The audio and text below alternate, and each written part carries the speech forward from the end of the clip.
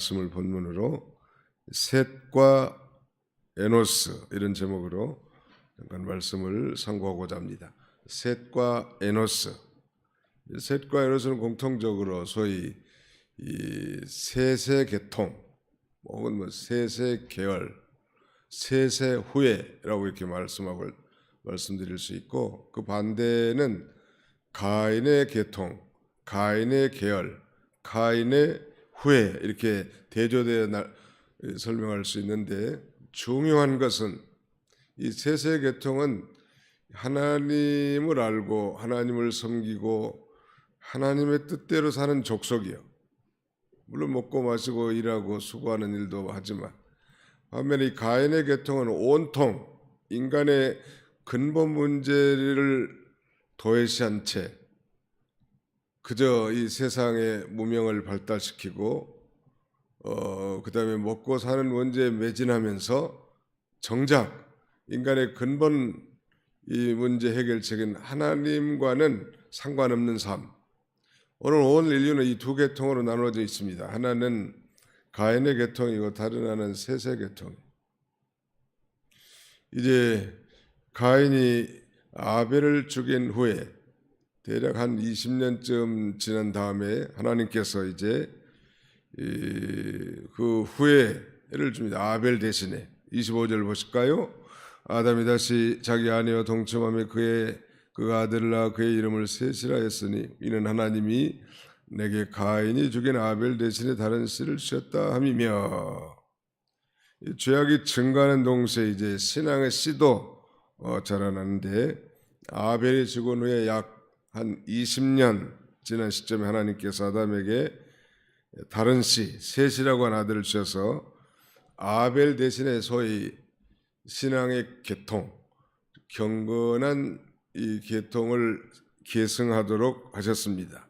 즉 아벨 대신에 신앙 계대를 이을 다른 씨를 주셨다고 이렇게 말하는데요. 그런데 셋이라고 하는 이름을 누가 지었는지 우리 성경은 자세히 알 길이 없어요. 아담이 다시 자기 아내와 동침하며 그가 아들을 낳아 그의 이름을 셋이라 하였으니 그랬느니, 그라고 했기 때문에 마치 아담이라고 당연시 할 수 있지만, 다른 성경에 보면 이 그녀라고 되어 있습니다. 그러니까 사라가 아들을 낳아 그의 이름을 셋이라고 하였다라고 이렇게 되어 있습니다.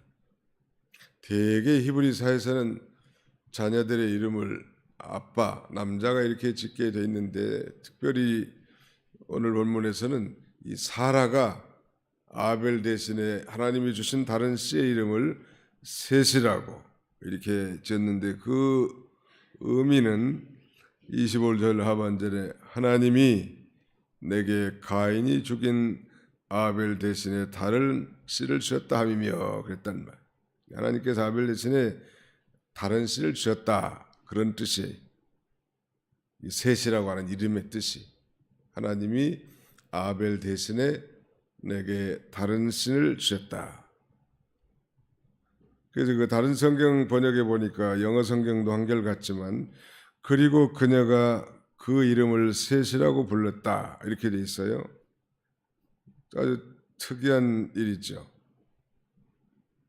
아마 자신이 해산의 고통을 통해서 낳은 정말 특별한 아들, 그 아들의 이름을 이렇게 셋이라고 지었는데, 이것은 어머니의 각별한 애정과 기대를 드러낸다고 할 수 있겠습니다. 그 다음에는 이 5장에 넘어가 가지고 3절 보실까요? 5장 3절, 아담은 130세의 자기 모양 곧 자기 형상과 같은 아들을 낳아 이름을 셋이라 했고, 그러니까 아담이 이 셋을 낳은 나이가 130세니까 사라는 몇 세에 낳겠죠? 셋을. 아담과 사라는 10살 차이인데, 아담이 130세에 셋을 낳았으면 사라는 몇 살이겠죠? 당연히 120세. 120세에도 이렇게 아이를 낳을 수 있으니까 우리도 가능성이 있겠는가?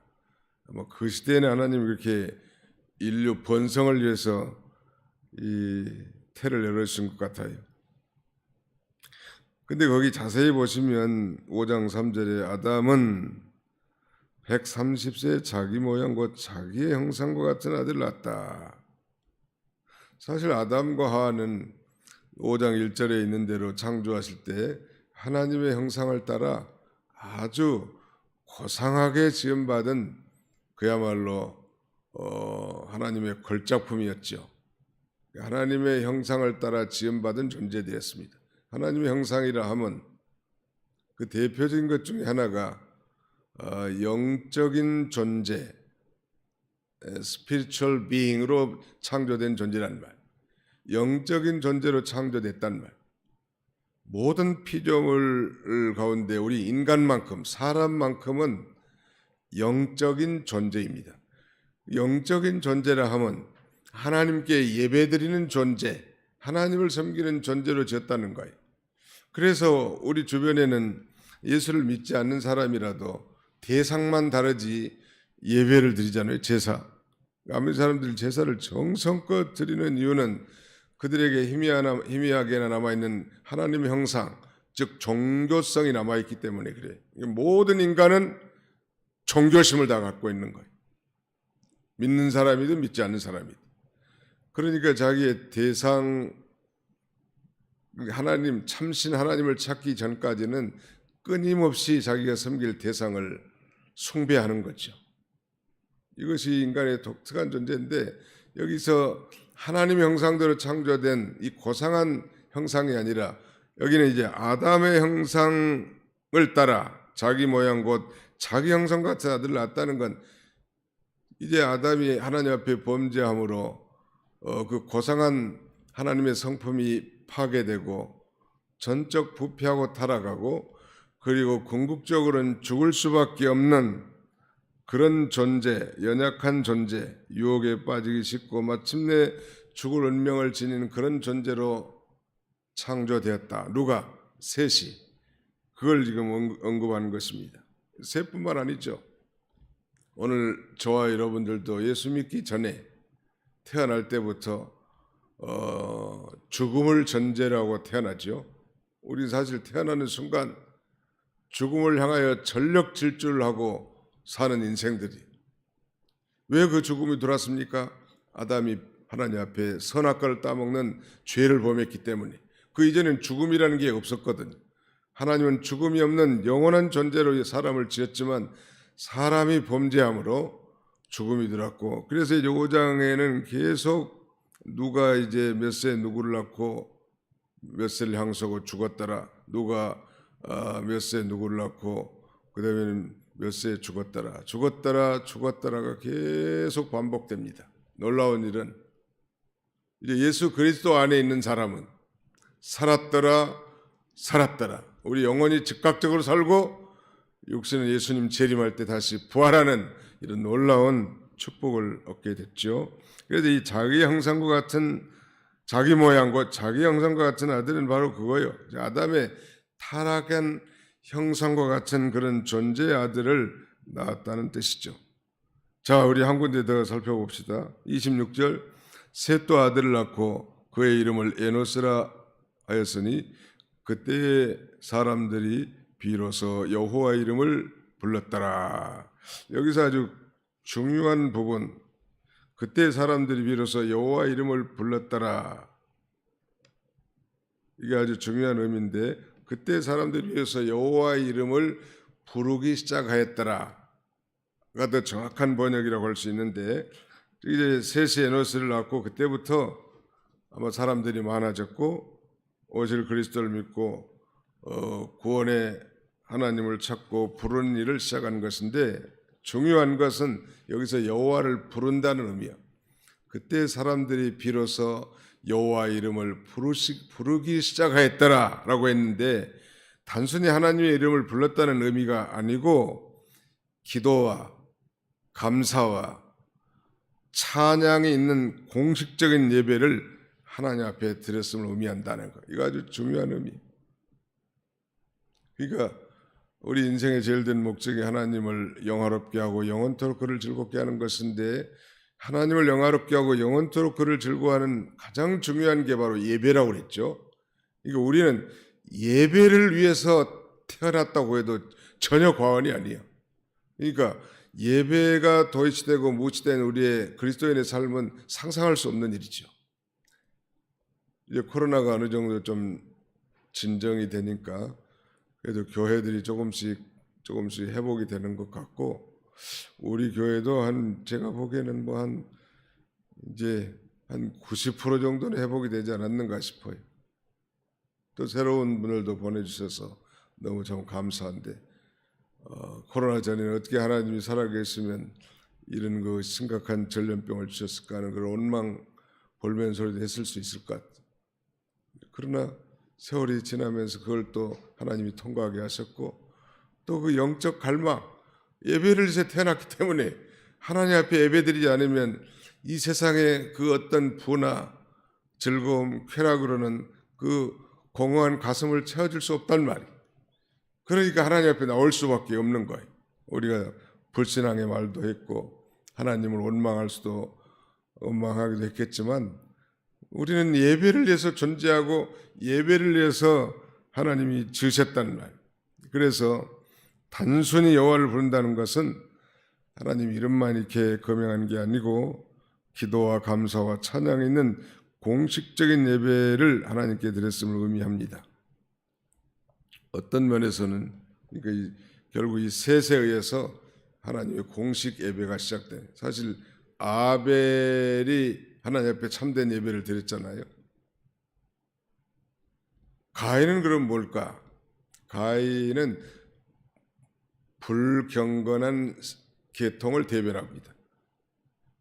그 다음에 셋 계통은, 아벨의 뒤를 이어서 주신 이 셋 계통은 경건한 계통을 대변하는 거예요.